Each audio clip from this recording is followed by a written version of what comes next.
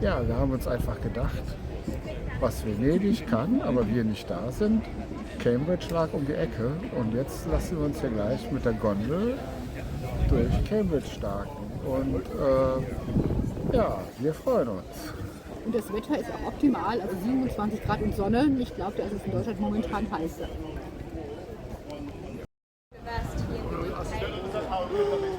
Does anyone know how old Cambridge University is?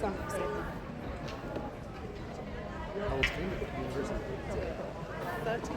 Oh, that happens a lot. That's happened to me quite a few times before. Not today though. Yes, let's just hope not today, yeah. There's always someone around behind to help you out, so thankfully they spoke to me, so that's good. Nee, kann ich nicht damit machen. Yeah, sort it out. Das Ding hat ein Problem. Yes, does anyone know Er erkennt die Gesichter und zentriert die. 1300s? Pardon? Yeah, you're not far off actually. Okay. It was in the century before that it was founded in 1209. But yeah, it's very, very old in a way. It was University of Cambridge was founded. So in Oxford, there were a group of scholars who were accused of killing the townspeople. And this accusation led to quite a bit of conflict between townspeople and the scholars in Oxford, forcing some of the scholars to flee. And when they fled Oxford, they came to Cambridge, and that's when they established the first colleges. So there's no campus at Cambridge University. Instead, there's these individual colleges that were founded at different times to each other and by different people, and they come together to form Cambridge University.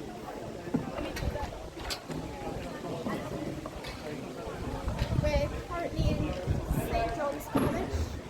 This was founded in 1511 by Lady Margaret Beaufort, who was the grandmother to founded it alongside her private priest, John Fisher.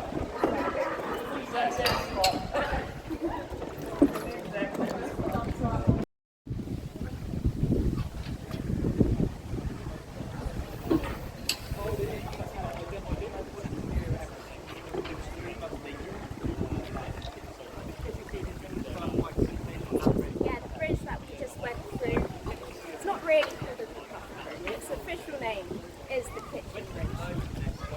And that's not really the most imaginative name ever, because it basically used to be student rooms on my right to a kitchen on the left. Not working over there. So I follow. Sorry. Go around this side. Okay, sorry.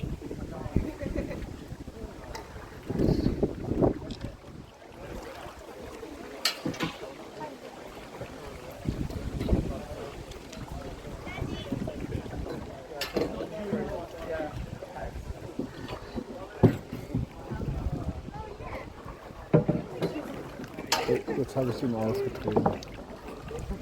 But yeah, on my right you can see a very grand building. That is the new court of St John's College. And yeah, you're probably looking at that building thinking, it's really grand, I wonder what it's used for. But actually that whole building is student accommodation only at St John's College, which personally I find rather offensive. My accommodation for my first year of university was actually located next to a prison. So yeah, very jealous every time I pass this building. If you look at the archway in the middle of the building, at the top point of the archway is a stone eagle. And a lot of people like to say it's sort of turning away from Trinity College on the other side of the river in disgust. Yeah, there was a bit of a rivalry going on between St John's and Trinity College. St John's was founded by Lady Margaret Beaufort, John Fisher was actually executed by King Henry VIII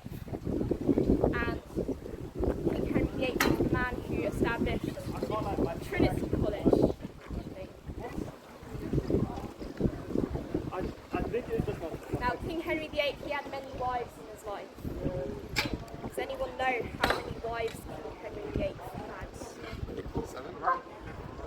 Six. Yeah, I think I heard it was six wives. He was desperate to have a son, and he tried to divorce his first wife, Catherine of Aragon, when she didn't give birth to a son. And he had to build a whole new church for that. That was the Protestant Church of England that still exists today. And yeah, he was just very keen on trying to eliminate any opposition to the establishment of this new church, and John Fisher was quite mouthy, and in the end he was actually executed by Henry VIII. But yes, this is Trinity College on my left, the first Protestant college in the university. The rest of the colleges were actually Catholic at the time. This two-storey building is the Wren Library. It was designed by Sir Christopher Wren, who also designed St Paul's Cathedral in London. There's around 300,000 different books inside that library. There's a book by Isaac Newton, who discovered gravity, called Principia Mathematica. There's also Shakespeare's folios inside the library.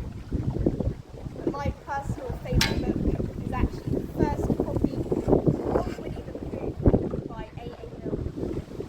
Because, yeah, I don't think I'd be that interested, to be honest, in reading Isaac Newton's book. Mostly because I probably don't really understand the theory.